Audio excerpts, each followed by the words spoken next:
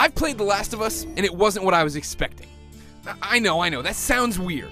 Before I ever picked up the controller for developer Naughty Dog's post-apocalyptic title, I knew the action was brutal, infected monsters roamed the outside, and scavenging was going to have a place in the game. But I just didn't know how it would all feel. Now I do, and the answer is tense, depressing, and scary.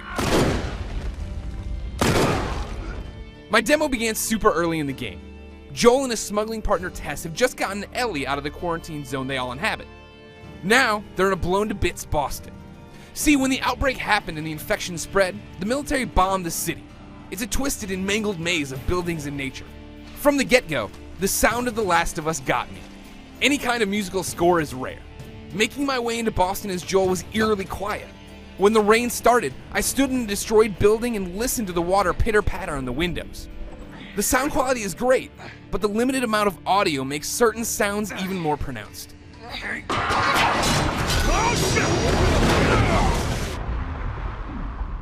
If you don't give a crap about nature, know that the sound isn't set up this way just for you to listen to birds fly overhead.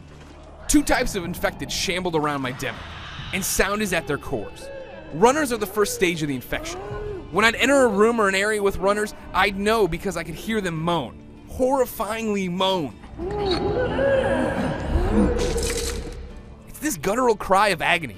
Remember, this fungal virus is based on a real virus in nature that takes over ants and makes them infect other ants. It's f***ed up and sad. Then, there are the clickers. The virus has completely taken them over and blinded them. As such, the clickers have hypersensitive hearing and use echolocation to see.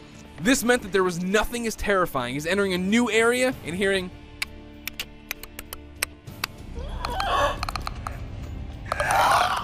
Here's where tossing bricks and bottles to distract the beast becomes your best friend. This is what I'm talking about when I say The Last of Us wasn't what I was expecting. At a glance, it's as pretty as Uncharted 3 and you aim and shoot the same way. But being Joel, is nothing like being Drake. A lot of zombie games talk about making limited numbers of the undead terrifying, but few do it the way this one section in The Last of Us did.